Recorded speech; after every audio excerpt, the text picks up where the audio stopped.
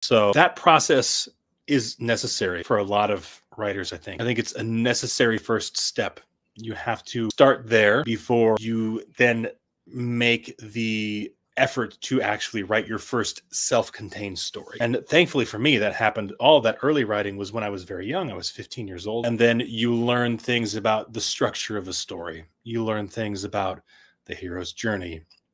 You just learn the basics of plotting and how you should lay out your story.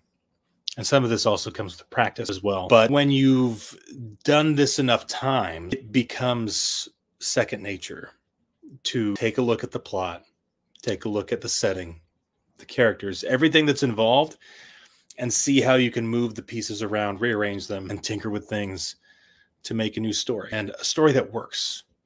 Right? Not just some idea that you had, that came to you in a moment of inspiration. Those are great, and every writer needs those, but they're few and far between sometimes. And so you have to learn how to manufacture your own magic. You can't wait.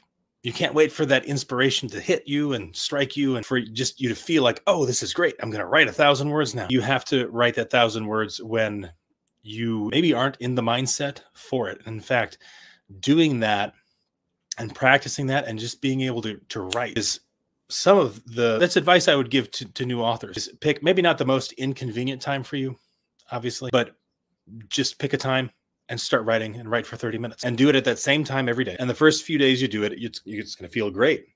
You're initiating the creative process. It's awesome. And then after a while, you're going to realize that it starts to get a little bit harder and you have to push through and you have to force yourself to continue to write for that 30 minutes. And you have to force yourself to do it. You have to make yourself do it. That is, if you want to produce the amount of words that it takes to complete a book in a reasonable amount of time. And if you want to get those books into the hands of readers for whatever your purposes are, whether you're looking to make money or whether you just want people to read your book, there is an element of production. You have to produce. The interesting thing to me is that people will say, oh, so-and-so is a very creative person. Yeah? What have they created? What have they made?